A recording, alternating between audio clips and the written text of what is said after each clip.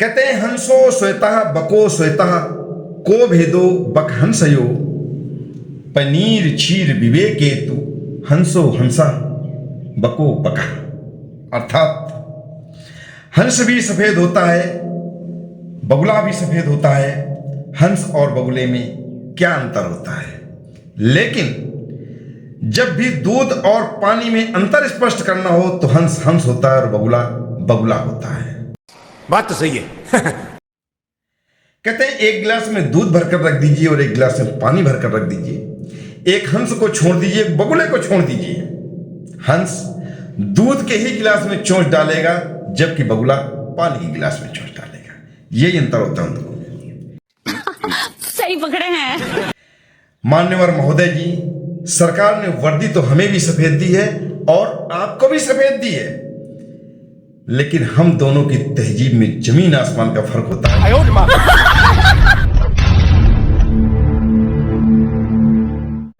ये वीडियो देखिए, हंस और बगुले के बीच के अंतर को खुद समझिए। जो खानदानी रईस है वो मिजाज रखते हैं नर्म अपना, तुम्हारा लहजा बता रहा है, तुम्हारा लहजा बता रहा है, तुम्हारी दौलत नई नई है। हाँ मुस्लिम है झुकी है पलके, दिलों में उल्फत नई नई। नमस्कार दोस्तों, मैं हूं अजीत कुमार सचान और आप देख रहे हैं धुलाई बिना डिटर्जेंट के। यार कुछ दिन पहले सुक्ति पर हमने एक वीडियो क्या बना दिया, हमारे कुछ भाई लोगों को ऐसा लगने लगा जैसे स्टेशन मास्टरों ने गार्डों की बेइज्जती कर दी। साला यही तो मेरी भी समझ में नहीं आया। अब हमारी ये बात समझ में नहीं आ रही है कि हमने सिर्फ चोर को चोर कहा था, फिर साहूकारों की तरह बुरा क्यों लगा। चलिए आज हम उनका भ्रम दूर किए दे रहे हैं और इस वीडियो में हम कुछ ऐसे गार्ड लोगों को लेकर आए हैं जिनकी मानवता और इंसानियत की जितनी तारीफ की जाए कम है। बात है वर्ष 2011 की। उन दिनों हमारी पोस्टिंग रोशनपुर स्टेशन पर हुआ करती थी और हमें अपने स्टेशन जाने के लिए लखनऊ से गाड़ी पकड़नी पड़ती थी। लखनऊ से हम जाते थे मुरादाबाद, मुरादाबाद से फिर ब्रांच चलाने की गाड़ी पकड़कर अपने स्टेशन जाया करते थे। उस दिन भी अपने स्टेशन जाने के लिए हम लखनऊ के चारबाग स्टेशन पर खड़े थे बड़ी लाइन में। काफ़ी समय पहले की बात है, इसलिए हमको याद नहीं कि गाड़ी कहाँ से आई थी, कहाँ जा रही थी, उसका नाम क्या था, नंबर क्या था। लेकिन उस गाड़ी से हमें मुरादाबाद तक यात्रा करनी थी और गाड़ी में अच्छी खासी भीड़ थी। गाड़ी के गार्ड मिस्टर दिनेश कुमार मौर्य, ये नाम न तो हमें कभी भूल पाया है और न कभी भूल पाएगा। एक लंबी चौड़ी पर्सनालिटी, आकर्षक व्यक्तित्व, दमकता चमकता चेहरा, रौबीला व्यक्तित्व, बाकायदा यूनिफॉर्म में कंप्लीट टाई बेल्ट बैच। वहाँ ब्रेक के बाहर खड़े थे वो। उन्होंने एक वेंडर से चाय मंगाई थी। हमें ऐसा लगा कि यार गार्ड साहब से थोड़ा रिक्वेस्ट कर लेगा कि अगर ये अपने साथ ब्रेक में ले जाए तो भीड़ भाड़ से बच जाएंगे। लेकिन वो चूंकि बहुत सीनियर थे और उनका व्यक्तित्व पर्सनालिटी ऐसी थी, हम नए नए थे नौकरी में, हिम्मत नहीं पड़ रही थी हमारी, फिर भी हमने किसी तरीके से हिम्मत जुटाई और जा करके उनसे अपना परिचय दिया कि सर वहाँ हम इसी तरीके से स्टेशन मास्टर हैं और आपके साथ ब्रेक में चलना चाहते हैं, भीड़ बहुत है गाड़ी में। उस समय वेंडर एक उनको चाय दे रहा था। उन्होंने हमसे कुछ नहीं कहा बल्कि वेंडर से कहा कि इनको भी एक कप चाय दो। वेंडर ने हमको चाय दी और वहाँ से चला गया और हमने सोचा अब गार्ड साहब चाय तो पिलाई थी, अब तो अपने साथ ले ही जाएंगे। लेकिन ऐसा नहीं हुआ, ये हमारा भ्रम था। चाय पीते पीते उन्होंने बड़े प्यार से हमारे कंधे पर हाथ रखा और कहा, बेटा हमारे छोटे भाई, आपकी नौकरी शुरू हो रही है और हमारी खत्म हो रही है। छोटा भाई समझ के एक सलाह दे रहे हैं, ताउम्र याद रखना कि जीवन भर रेल की नौकरी करना और रेल में खूब यात्रा करना, 3 पास 3 PTO, इसके अलावा अपने बिहाफ पर करना। लेकिन ट्रेन में 3 जगह कभी यात्रा ना करना। पहला इंजन में, दूसरा पेंटी कार में और तीसरा गार्ड ब्रेक में। उन्होंने अपनी बातें बताई, फिर अगर उनमें चर्चा करेंगे तो टॉपिक बदल जाएगा वीडियो का। और ये भी कहा कि देखो हम भी किसी के ब्रेक में ना बैठते हैं और ना किसी को बैठालते हैं। देख रहे हो कि हमारे ब्रेक में कोई नहीं है। बावजूद इसके अगर आप बैठना चाहो तो हम बैठ जाओगे। तो हमने कहा कि नहीं सर, जीवन भर आपने जिस सिद्धांत का पालन किया है, हम अपने लिए आपका ये सिद्धांत तोड़ेंगे नहीं और हम आगे बैठ जाएं, कहीं चलें। बोले कि चले आइए, आप टीटी से रिक्वेस्ट कर लीजिएगा, वो कोई ना कोई सीट अवेलेबल करवा देंगे, और अगर कहीं से व्यवस्था ना हो पाए तो हरदोई में गाड़ी रुकेगी, हमसे बताइएगा कि हम कहीं ना कहीं व्यवस्था आपकी जरूर करवाएंगे। उनका नहीं सर, बहुत बहुत धन्यवाद आपका। और देखिए, वो सिद्धांतवादी व्यक्ति थे, हमें उनकी बात का बुरा नहीं लगा, उनका कहने का ढंग भी इतना सम्मानित था। हम खैर गए आगे, ब्रेक के 2-3 डिब्बे छोड़ करके जो स्लीपर था वहां पर जाके खड़े हो गए। बताया कि भाई गाड़ी भीड़ बहुत थी, तो डिब्बे के बाहर खड़े थे, टीटी साहब के इंतजार में किया है, तो उनसे हम रिक्वेस्ट करें कोई सीट शायद मिल जाए तो बड़ी अच्छी बात है, हमारी यात्रा सुगम हो जाएगी। थोड़ी देर में गाड़ी का सिग्नल हुआ और गाड़ी चलने के लिए तैयार थी। शायद गार्ड साहब वाकी टाकी से ड्राइवर को चलने के लिए इंडिकेट कर रहे थे और झंडी अपनी हिला रहे थे। ठीक उसी समय उन्होंने भी देखा और हमारी भी नजर पड़ी कि एक 70-75 साल के बुजुर्ग, बड़े कमजोर थे, इससे कम नहीं ज्यादा ही उम्र रही होगी, उनका चेहरा हमारे सामने है आज भी। वो बेचारे जल्दी जल्दी चलने की कोशिश कर रहे थे, उनको भी उसी गाड़ी में यात्रा करनी थी, लेकिन उनके कमजोर कदम उनका साथ नहीं दे रहे थे। यही गार्ड साहब जैसे उन्होंने उनको देखा तो उन्होंने वाकी टाकी से क्या कहा था, लेकिन अनुमान है कि ड्राइवर को ही रोकने के लिए कहा होगा, 1 मिनट रुकिए। और उन्होंने अपनी झंडी फोल्ड की, तुरंत ब्रेक के नीचे उतरे, दोनों हाथों से बुजुर्ग को उठाया और अपने ब्रेक में बैठा लिया। दोस्तों, उनके इस एक्टिविटी की हम कायल हो गए और उनकी एक बहुत सम्मानित तस्वीर हमारे दिल में बैठ गई। देखिए, जब हमने उनसे कहा था अपने लिए, तो उन्होंने हमको अलाउ नहीं किया गार्ड ब्रेक में बैठने के लिए। उनकी ड्यूटी आगे थी, उनका गार्ड आगे आया। लेकिन जब उन्होंने एक जरूरतमंद, लाचार, दीनहीन बुजुर्ग को अपने ब्रेक के सामने से गुजरते देखा, तो उनकी ड्यूटी और गार्ड से भी आगे उनकी इंसानियत आ गई और सब कुछ भूल के उन्होंने अपने हाथ से उन्हें उठाया और अपने ब्रेक में बैठाना। आप लोग क्या कहेंगे ऐसे इंसान के बारे में? हम तो महान ही कहेंगे। एक गार्ड साहब थे हमारे सेक्शन में, राजेश वाजपेयी जी। दुर्भाग्य से वो हमारे बीच नहीं है, कैंसर से पीड़ित थे और असमय हमारे बीच से चले गए। लेकिन उन्होंने अपनी मानवता और इंसानियत के जो पेड़ लगाए, उनके पुष्पों की खुशबू न कभी कम हुई है और न कभी कम होगी। उनकी भी चर्चाएं जितनी करें बहुत होगी, लेकिन सबकी चर्चा तो हम एक वीडियो में नहीं कर सकते हैं। एक बार की बात है, बर्राजपुर स्टेशन पर हम ड्यूटी कर रहे थे। ये भी सन 2012-13 की ही बात रही होगी। एलआर करते थे, हमारा हेडक्वार्टर कल्याणपुर था, लेकिन बर्राजपुर में ड्यूटी कर रहे थे और लास्ट नाइट ड्यूटी कर रहे थे। 0 से 8 की पाली में थे। एक गाड़ी उस समय चला करती थी कानपुर सेंट्रल से फर्रुखाबाद, शायद उसका नंबर था 51825। ये गाड़ी 5:25 पर सेंट्रल से चलती थी और 5:55 पर कल्याणपुर स्टेशन पहुंचती थी। वहाँ 1 मिनट का स्टॉपेज है गाड़ी का और गाड़ी में अच्छी खासी भीड़ आती है। गाड़ी कानपुर सेंट्रल से चली, कल्याणपुर आई और एक परिवार इसमें यात्रा कर रहा था। इसमें 3-4 महिलाएं थीं, 2-3 पुरुष थे और अच्छे बच्चे थे। ये शायद कहीं अपनी फंक्शन से आए थे, किसी शादी वादी से आए थे। इनके 4-5 बैग थे। जल्दी जल्दी अपना सब लोग उतरे और अपने बैग एंड बैगेज उतार लिए, लेकिन एक मुख्य बैग उस परिवार का, जिसमें उनके बहुत सारे जेवर, कपड़े और पैसे कौड़ी भी थे, उसी ट्रेन में रह गया। और जब भी उनको होश आया हो तो अपना रोना पिटना मच गया। भाई होता ही है, हम लोग मिडिल क्लास के लोग हैं, थोड़ा सा भी नुकसान हो जाए तो खलता है। और फिर उनमें तो उनकी बहुत कुछ संपत्ति थी। बेचारी महिलाएं रोने लगीं और बिखर गईं।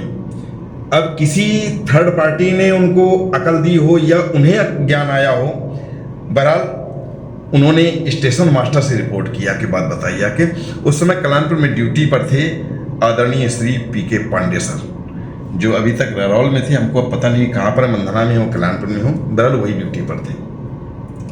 उन्होंने भी उनकी बात सुनी और तुरंत कंट्रोल को इन्फॉर्म किया कि ऐसी सी बात है, एक परिवार इस तरीके से बहुत रोटी पर आया। तब तक गाड़ी मंधना और चौबेपुर निकल के हमारे स्टेशन आ रही थी बर्राजपुर। कंट्रोल ने हमको रिंग किया और कहा कि अजीत, पीछे से 4थे या 5वें डिब्बे में एक बैग छूट गया है इसी तरीके से है। और देख लेना, अगर मिल जाए तो ठीक है, और ना मिले तो कोई ज़्यादा देर गाड़ी रोकना नहीं, 1-2 मिनट अपना देख लेना। हमने कहा सर ठीक है, कोई बात नहीं। गाड़ी हमारे यहाँ आई और प्लेटफॉर्म में खड़ी हुई, हमने अपनी सब प्रक्रिया पूरी की। और हमारे साथ पॉइंट्समैन थे उस समय जगदीश मिश्रा जी, उनको लिया और लेकर के हम गाड़ी के पीछे पहुंच गए। तो उसी गाड़ी में यही राजेश वाजपेयी सर ये ड्यूटी कर रहे थे। इन्होंने हमको देखा, अरे अजीत क्या हो गया? तो हमने उनको बताया कि भैया इसी तरीके से कंट्रोल ने मैसेज दिया, किसी का बैग रह गया। तो बेचारे तुरंत ब्रेक से उतारा, हमारे साथ बैग ढूंढवाने लगे। हम और राजेश वाजपेयी सर दोनों लोग बैग ढूंढते रहे, और भाई चौथा डिब्बा ढूंढ डाला, तीसरा ढूंढा, पांचवा ढूंढा, नहीं मिला कहीं। तो उसी बैग को तो हम उठा सकते हैं जिसका कोई दावेदार ना हो। 5-7 मिनट हो गए, तो हमने कहा भैया नहीं मिलेगा और आप चलिए। तो बोले अरे नहीं कोई बात नहीं, आगे देखो जल्दी, बैग रह गए, तुम चिंता ना करो। तो हमने कहा कंट्रोल फिर बुरा मानेंगे, वो खाम का चिल्लाएं कि इतनी देर गाड़ी रोक ली। अरे कोई नहीं बात बोले कोई कुछ नहीं, हमारे ऊपर डाल देना, कह देना गार्ड ने रोकी थी। जब उन्होंने इतनी बात कही तो हमारी भी हिम्मत पड़ी, हमको चलो देखते हैं चल के। फिर वो हमको 5वें डिब्बे के बाद 6वें डिब्बे में, जबकि हमने चौथा, 5वां और तीसरा डिब्बा ढूंढ डाला था, लेकिन वो 6वें डिब्बे में बैग मिला। एक बैग उसी तक बैग दिखा भाई, उसका कोई दावेदार नहीं था। हमने बैग उठाया, जगदीश मिश्रा को दिया, और जगदीश मिश्रा ने आकर के बैग स्टेशन में रख दिया और कंट्रोल को बता दिया कि भाई बैग हमने उतार लिया। इसी तरीके से वास्तव में उसमें हमने खोल के देखा था, बहुत जेवर थे और कपड़े वपड़े भी भरे हुए थे। एक मध्यम वर्गीय परिवार के लिए ये काफ़ी था। कंट्रोल को बताया तो उन्होंने बाद में क्या क्लान कि भाई बैग मिल गया, अपना बैग उठा लीजिए जाके। अब वो परिवार आया और उन्होंने बैग लिया। तो देखिए, जो हमने संतुष्टि देखी उस परिवार के अंदर बैग मिल जाने के बाद में, तो जान में जान जैसी आई। तो देखती बनती थी उनकी खुशी।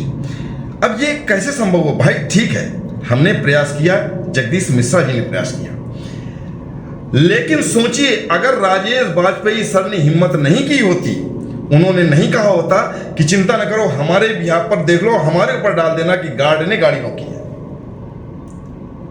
तो यार ऐसे लोग भी हैं।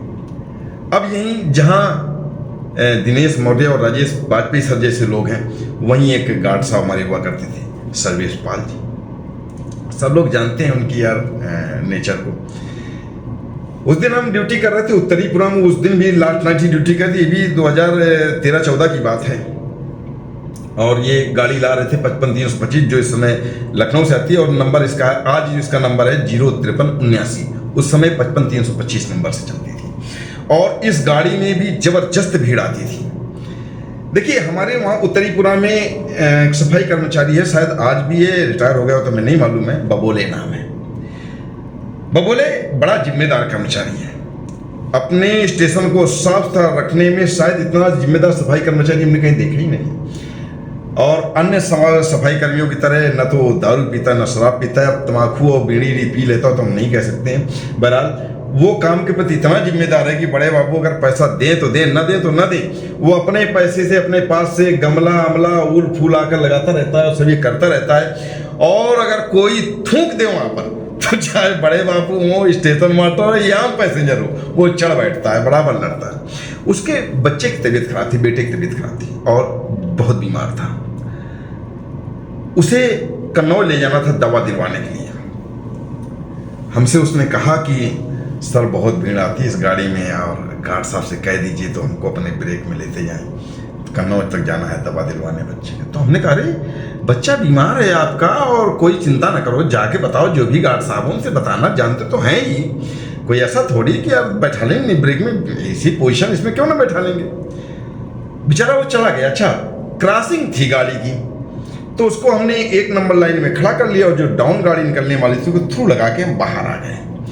तो वहां से देख रहे थे, एक्टिविटी देख रहे थे गार्ड साहब की और बबोले की बातचीत क्या हो रही होगी, शब्द क्या थे ये तो सुनाई नहीं पड़ रहे थे, लेकिन एक्शन से पता चल रहा था कि बबोले गिड़गिड़ा रहा था अपने बच्चे को ब्रेक में बैठलवाने के लिए, और गार्ड साहब अड़े खड़े थे आगे और हाथ से कह रहे थे कि आगे बैठ जाओ, आगे बैठ जाओ, इसमें आगे बैठ जाओ, आगे बैठ जाओ। अंत में बेचारा वो संघर्ष करके, बहुत भीड़ भाड़ थी, जो पार्सल वाला डिब्बा होता है उसमें किसी तरीके से उसने चलाया था बच्चे को अपने। 3 दिन बाद वो बेटा खत्म हो गया था उसका लड़का। अब देखिए यहाँ भी अगर हम सर्वेश पाल सर हैं जो गार्ड साहब हैं, रिटायर हो गए हैं, उनकी इज्जत करते हैं, उनके अगर वसूल पक्के होते, उनके सिद्धांत पक्के होते दिनेश मौर्य सर की तरह, उसी दिन उनके ब्रेक में दूधिए और आम पैसेंजर बैठे हुए थे। अब बताइए, जिन लोगों को हमारे उस वीडियो में बुरा लगा कि स्टेशन मास्टरों ने गार्डों के खिलाफ वीडियो बना दिया, तो आज हमने गार्डों के दोनों कैरेक्टर एक वीडियो में रखे हैं। अब क्या कहेंगे, स्टेशन मास्टरों ने गार्डों के खिलाफ वीडियो बनाया या गार्डों के पक्ष में वीडियो बनाया? देखिए, ये जो हमने बताया ना कैरेक्टर होता है, ये व्यक्ति की व्यक्तिगत प्रॉपर्टी होती है, इसका किसी समुदाय से या वर्ग विशेष से कोई लेना देना नहीं, कोई मतलब नहीं। आपको एक घटना बताते हैं हाल ही, एक ही काम के लिए दो गार्ड और दोनों के अलग अलग कैरेक्टर। हमारा एक संगठन है ESMA, all India station master association. इसकी डायरियां छपी थी साउथ में, किसी तरीके से डायरियां ओवर कैरी होके पटना पहुंच गई। किसी तरीके से हम लोगों ने पटना से वापस डायरियां मंगवाई और वो बरेली सिटी में उतार ली गई। बरेली सिटी में हमारे डिविजनल प्रेसिडेंट हैं इस समय आदरणीय श्री मंटू यादव जी, उन्होंने कासगंज आने वाली एक गाड़ी के ब्रेक में 80 डायरियां एक पेटी में पैक करके रखी। उसमें ये कासगंज से फर्रुखाबाद और फर्रुखाबाद से रावतपुर तक की कई स्टेशन मास्टरों की डायरियां थी। अब गार्ड साहब कोई मूडी टाइप के रहे होंगे, उन्होंने अपना यादव जी से कहा कि देखो हम ले जा रहे हैं, हमारी कोई जिम्मेदारी नहीं है, अपना बता देना वहाँ ड्यूटी में तुम उतार ले आके। तो यादव जी ने कहा नहीं नहीं ठीक है, हमने बता दिया, कोई बात नहीं, आप लेते ही वो उतार लेंगे। और यादव जी ने कहा भी था स्टेशन में कि इसी तरह डायरिया को एक पेटी में रखी, उतरवा लें। तो देखिए बात यह है कि स्टेशन मास्टर बेचारे काम में इतना बिजी होते हैं, फिर कासगंज जंक्शन जैसा स्टेशन एंड टाइम पर वो भूल गए। अब भूल गए तो गार्ड साहब ने भी कुछ नहीं किया, उन्होंने भी अपनी अंडियां झंडियां उठाई और वहां से चले गए।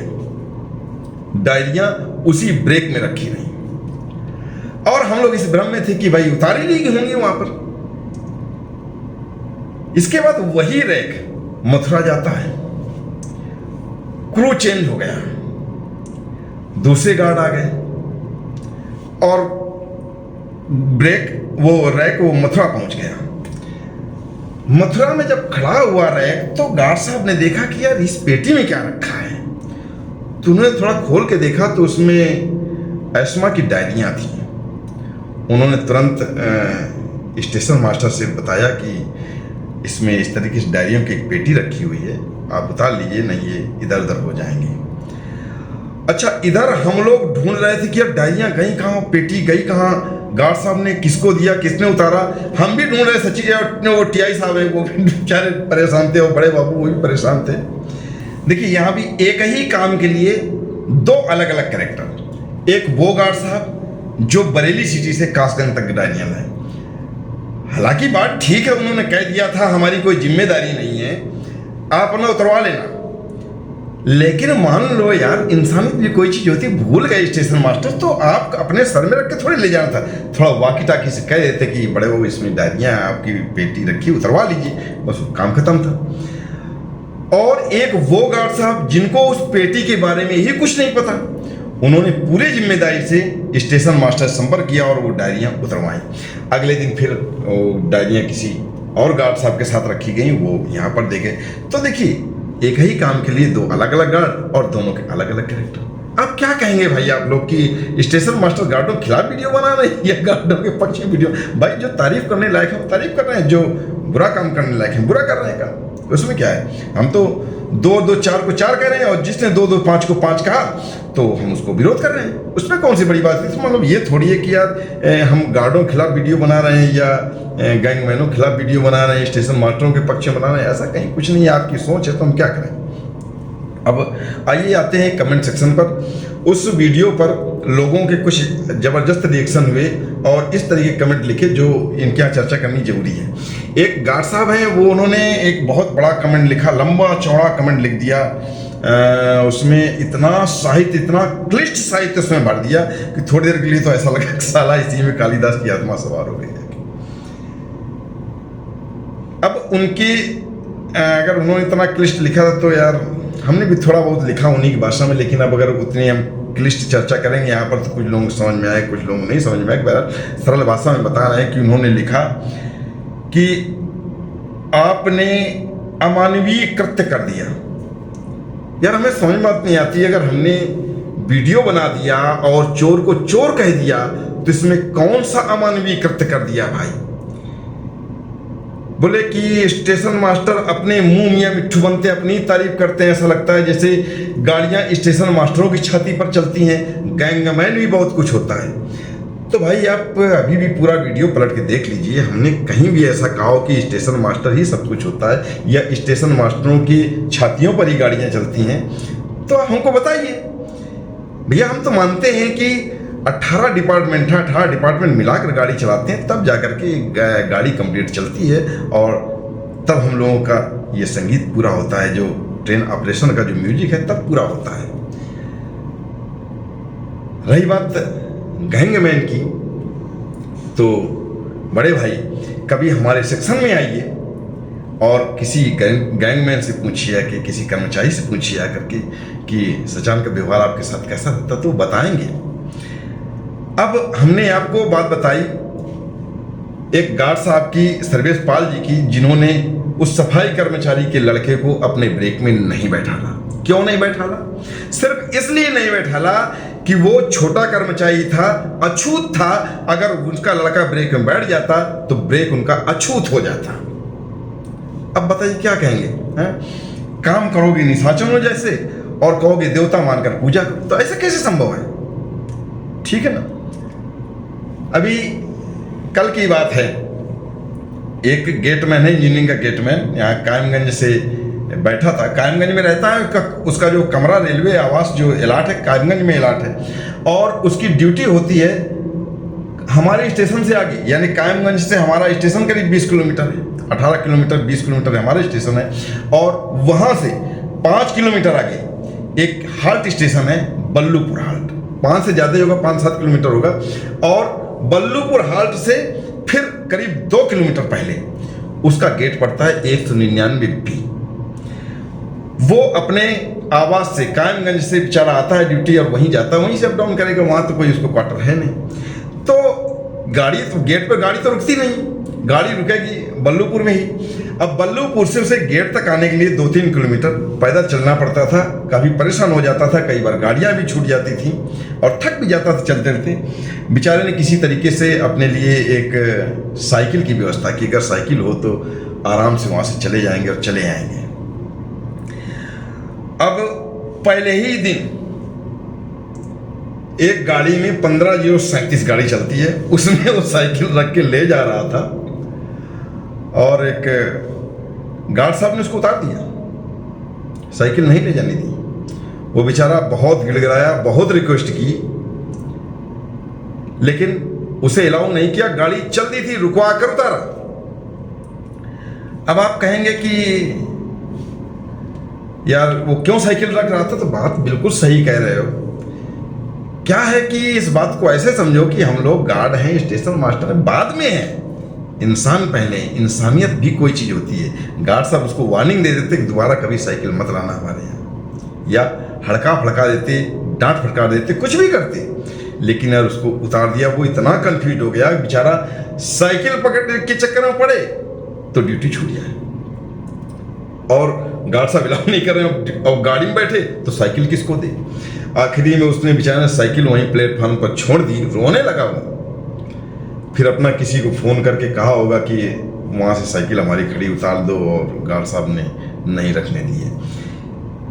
खास बात ये, इसका जो क्लाइमेक्स पॉइंट है वो ये है कि जिस डिब्बे में उसने अपनी साइकिल चढ़ाई थी उसी डिब्बे में एक पुलिस वाला पर्सनल बाइक पहले से लिए बैठा था। अगर गार्ड साहब इतने ही सिद्धांतवादी थे तो जैसे उस गैंगमैन की साइकिल उतरवाई थी, उस पुलिस वाले की भी उतरवा दिए होते।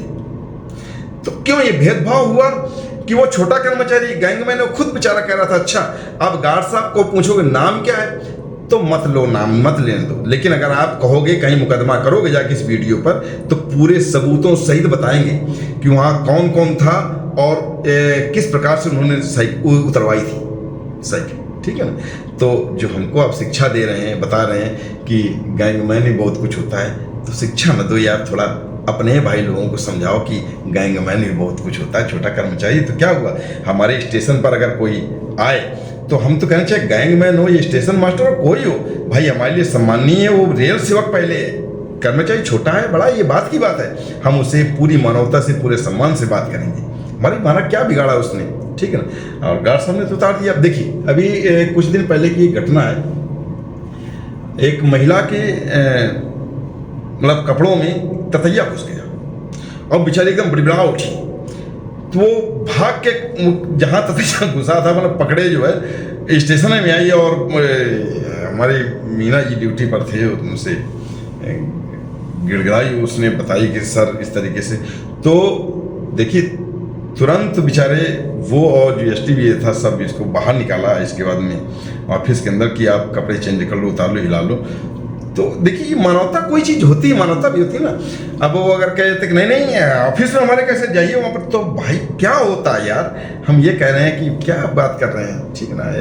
छोड़ो, अपना अपना नेचर होता है सब लोगों का, उसमें क्या कहें। एक गार्ड साहब हैं, उनके हम ब्रेक में कभी फर्रुखाबाद से आए थे, लॉकडाउन का टाइम चल रहा था, सावर तक। उन्होंने बड़ा लंबा चौड़ा कमेंट लिखा कि याद कीजिए हम लॉकडाउन के टाइम पर आपको अपने ब्रेक में लाए थे और सावर टाउन में आपको जहाँ वहाँ हमने उतारा था, गाड़ी की स्पीड 15 kmph में थी, आप उतरे थे, आप लड़खड़ा रहे थे, आप गिरते गिरते बचे थे, शायद आप शराब के नशे में थे, वगैरह वगैरह वगैरह।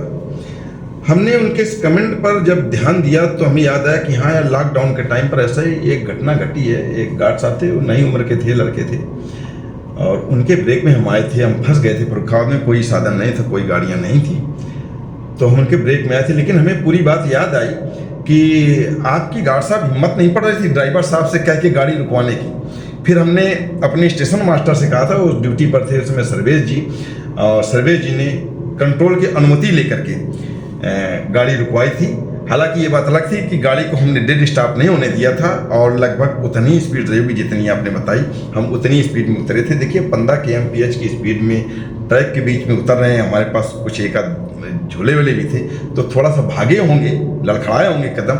लेकिन शराब तो यार, शराब तो बहुत हम तो नशा वशा तो कुछ करते हैं, इलायची तक नहीं खाते हैं, शराब तो बहुत दूर की बात रही। पता नहीं भैया आप लोगों का साइको वाइको तो कुछ होता नहीं, तो इतनी तमीज होगी, इतना ही सोच सकते हो क्या हो सकता है। और जिन दिनों की आप बात कर रहे हैं लॉकडाउन की, जो जहाँ तक हमारा ख्याल है कि देसी, अंग्रेजी, इलायती बिलायती सारे ठेके ही बंद चल रहे थे, तो शराब कौन कहाँ से पी रहा था। दूसरी बात, हम फर्रुखाबाद से सावर टाउन तक आए थे, अगर शराब वराब पिए होते तो कभी थोड़ी बहुत तो महक आती कि आपकी नाकों में ही पाला पड़ा हुआ था, जो वहाँ तक बदबू नहीं आई, बस उतरे तब लगा कि शराब पिए होंगे। ठीक है, खैर आपकी अपनी सोच है, इसमें कोई खास बात नहीं। बहरहाल हम आपके एहसानमंद हैं कि आप हमको फर्रुखाबाद से सावर टाउन तक लाए थे और किराया भी नहीं लिया। अब एक लड़का है, कोई अंश मौर्य, लिख रहा है कि अब इस व्यक्ति को कोई गार्ड ब्रेक में नहीं बैठाना। क्या बोला तूने? साले का खोपड़ी तोड़ साले का।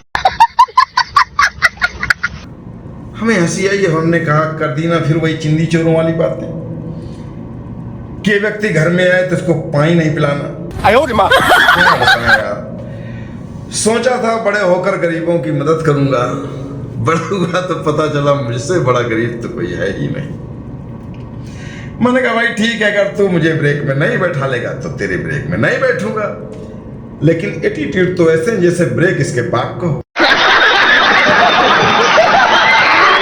अरे बेटा 60 साल बाद रिटायर हो जाओगे तो ना ब्रेक रहेगा तुम्हारा, ना कोई डिब्बा रहेगा, ठीक ना, ढक्कन हो जाओगे। Bye bye, tata, good bye. तेरी जानकारी के लिए बता दूं कि मेरा खुद सगा भतीजा गार्ड है और मेरे बहुत से बच्चे, बहुत से दोस्त गार्ड हैं। जो मुझे देख लेंगे तो नहीं बैठूंगा ब्रेक में, तो भी जबरदस्ती बैठा लेंगे, तब तू क्या कर लेगा?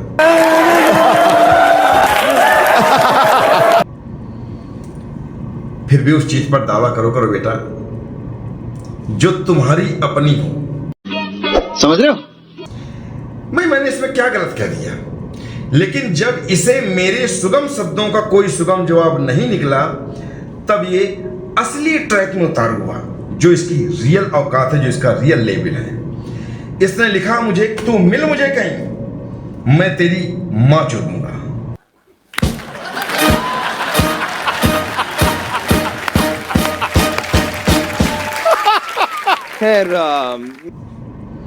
देखिए उस समय हमारा एक दोस्त यहीं पास के गांव है जिजौटा, वहाँ का है, चाय पी रहा था, रात के 11:15 बजे थे, वो मिलिट्री में है और अपना ड्यूटी से आया था, घर जा रहा था, उसके पास कोई साधन नहीं था, तो हमने कहा था कि गाड़ी हमारी लेते हैं ना, चले जाना। तो हम लोग बैठे चाय पी रहे थे, उसमें कमेंटबाजी होने लगी। जैसे उसने कमेंट देखा तो एक तो ठाकुर और दूसरी बात मिलिट्री में एकदम से अग्रेसिव हो उठा और मार गाली वाली देने लग, लाओ इसका नंबर दो हमको, ये करूँगा वो करें। हम इन सब की ज़रूरत नहीं है। देखो ऐसा है, ये सब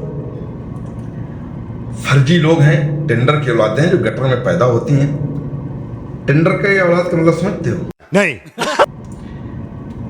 कुछ लोग अपने काम के लिए इतने आलसी होते हैं, इतने मक्कार होते हैं कि अपना हर काम टेंडर में करवा लेते हैं। जैसे मकान बनवाना है, उन्होंने टेंडर उठा दिया कि हमें 5 खंड का मकान चाहिए, कहाँ से ईंट लाओगे, कौन सीमेंट लगाओगे, कौन सरिया लगाओगे, कितने मिस्त्री होंगे, कितने लेबर, में कोई मतलब नहीं है, बस हमें 5 खंड का मकान चाहिए तो चाहिए।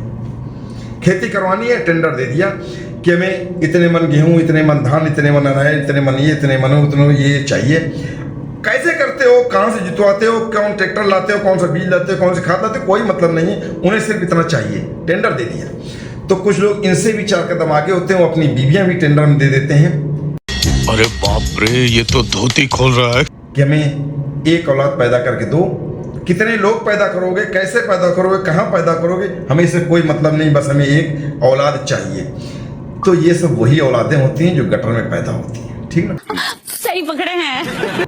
बाकी हमारे हिसाब से तो गार्ड तो बहुत दूर, ये कोई रेल सेवक भी नहीं हो सकता है। क्योंकि देखो यार, रेल सेवक कोई भी हो, कितना भी कम पढ़ा लिखा हो, कितना भी गंवार हो, लेकिन इतना तो उसे मालूम है कि हम सब एक परिवार के हैं और हम भाई भाई हैं, आपस में लड़ेंगे भिड़ेंगे, एक दूसरे के साथ छींटाकसी करेंगे, नोक-झोंक होगी, सब कुछ करेंगे, लेकिन किसी की बहन बेटियों के लिए तो ऐसे शब्दों को प्रयोग नहीं करेंगे, माँ बाप के लिए तो ऐसे शब्दों को प्रयोग नहीं करेंगे। फिर भी कौन है कौन नहीं भाई, ये आप लोग आइडिया लगाइए। और अगर हमारे गार्ड भाई अगर इस तरह की भाषा शैली में अगर गर्व महसूस करते हैं तो ये अपना उनकी सोच है, उसमें हम कुछ नहीं कह सकते। बहरहाल हमारी इसकी जो बातचीत हुई, जो हमारे कमेंट में आया, तो हम वो प्रस्तुत कर रहे हैं आपके सामने। इसके इस सड़क छाप भाषा का हमने हंस की एक नपी तुली लैंग्वेज में इसको जवाब दिया।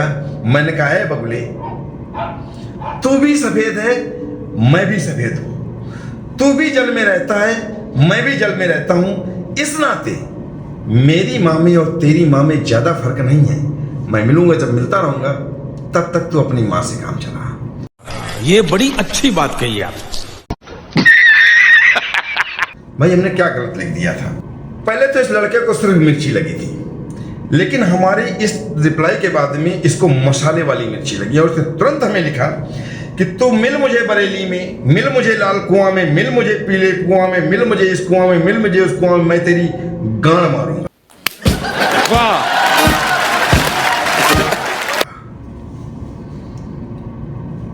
जहां मैंने उसका ये कमेंट देखा तो मेरे कान खड़े हुए। मैंने तुरंत इसको लिखा कि तू ये मानने का शौकीन है क्या?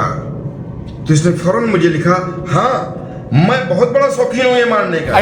तू मरवाने का शौकीन है क्या? तो मैंने कहा नहीं भाई, ये मारने मरवाने वाले फालतू के शौक मेरे पास नहीं है, लेकिन अगर तू ये मारने का शौकीन है तो मेरे काम का बंदा हो सकता है।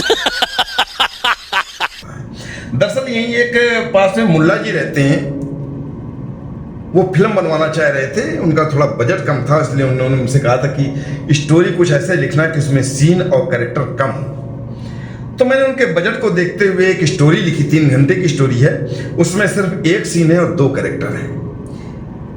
दोनों कैरेक्टर अपने अपने फन के शौकीन हैं। जो पहला कैरेक्टर है वो जूते मारने का शौकीन है और दूसरा कैरेक्टर समझ रहे हो ना। खान साहब ने स्टोरी देखी तो स्टोरी उन्हें बहुत पसंद आई और उन्होंने आनंद फन पहला कैरेक्टर साइन भी कर लिया। कानपुर से एक चमा मंडी से जाकर बाबर के खानदान का एक पुराना सा फटा हुआ जूता भी किराए में ले आए। खान साहब ये सोच रहे थे कि अगर दूसरा कैरेक्टर जबरदस्त मिल जाए तो ये फिल्म सुपर डुपर हिट हो सकती है, लेकिन बहुत प्रयास करने के बाद भी उन्हें एक कैरेक्टर नहीं मिल रहा था दूसरा। हमने भी कई जगह ट्राई की, पूछा कि यार इस तरीके कोई कैरेक्टर हो तो बताओ। तो लोगों ने कहा देखिए सर ऐसा है कि अगर चोरों की औलादें मिल जाएं, जैसे बूंदी वाले चोर हैं इनकी औलादें मिल जाए, लैपटॉप के चोर हैं उनकी औलादें मिल जाए, टेंडर वाली औलादें मिल जाए, गटर की औलादें मिल जाए, तो ये रोल बहुत अच्छा प्ले कर लेंगी। बात तो सही है। अब ऐसी औलादें मिल नहीं रही थी। खान साहब भी परेशान हो रहे थे और रोज रोज जूते किराया जा रहा था, नुकसान हो रहा था। ऊब कर बेचारे वो किराया जूता वापस करने का सोच रहे थे। लेकिन कल जब हमने ये कमेंट देखा इसका तो हमने तुरंत खान साहब को फ़ोन किया और हमने कहा खान साहब जूता भी वापस न करिएगा, हमें लगता है हमारा दूसरा वाला कैरेक्टर मिल गया है। खान साहब ने पूरी बात सुनी तो थोड़ा वो नर्वस हुए, फिर भी बोले कि यार ऐसा है कि सजान जी आप जिस हिसाब से बता रहे हैं तो ये हमको लग नहीं रहा, तो हमको तो ये भी नहीं लग रहा है कि न ये नर है न मादा है। ऐसा करिए आप खाम खाम वहाँ परेशान होंगे जाके लाल पीले कुएं में जा करके, और मिलना मिलाना है नहीं इन लोगों को। इसकी प्रोफाइल मंगाइए भाई। फिर हमने इसकी थोड़ा प्रोफाइल चेक की, जो फेसबुक प्रोफाइल थी तो उसमें इसका एक फ़ोटो निकल के आया और हमने इसको लिखा कि भाई ये बता अच्छा तू ये कब से मार रहा है, कितने लोगों को मारी है, तुझे मारने का शौक कब से है, तेरे इस शौक के बारे में तेरे माँ बाप को पता है कि नहीं पता है, तूने इसका कहीं से स्पेशल कोर्स किया है या तो सिर्फ सड़क छाप है, सब कुछ बता। लेकिन इसने हमारे किसी सवाल का जवाब नहीं दिया, बल्कि इसने पता नहीं हमको लिखा कि तू मीठा है क्या। यार हमें आज तक नहीं पता चला भी कहना क्या चाह रहा था, तू मीठा है क्या। अच्छा हमारा दोस्त था वो यार जाने के लिए तैयार था, उसको भी मैं सी ऑफ करना था, तो जितना हमें उस समय समझ में आ गया हमने तुरंत उसको लिखा। हमने कहा कि भाई ऐसा है मैं रुदायन में रहता हूँ, कहीं बाहर नहीं रहता हूँ, तू यहाँ पर आ जाना खुद और मैं बाथरूम में जाके खेत में चला जाऊँगा, खुद चाट के देख लेना मीठा जी तुझे अगर अच्छा लगे तो अपना जी भर के खाना, जितना खा पाना खाना, बाकी जो बचे पॉलिथीन में भर के अपनी मग दे देना जाके। बड़ा हरामी हो बेटा। तब लिखा इसने आगे अंग्रेजी में लिखा था GADIYA, गड़िया है क्या। तो हमने कहा हाँ गड़िया एक गांव है यहीं पर स्टेशन से हमारे बस ज़्यादा 200-300 मीटर दूर है। ये अपना श्याम सिंह है ना आशिंगपुर गोवा में, ये वहीं गड़िया गांव का है, गांव बड़ा गांव है, यादवों का गांव है। तो हमने कहा हाँ ये गड़िया है हमारे यहाँ से स्टेशन से पास ही में है, 200-300 मीटर दूर है और वहाँ बहुत से यादव हैं और तुझे वहाँ का जरूर किसी न किसी को पसंद है कि सही कहा तू वहाँ चले जा। आ जाना, जितनी मर्जी हो खाना, ये चीजें तो हम सुअरों को खिला देते हैं, तुम तो फिर भी कुत्ते हो।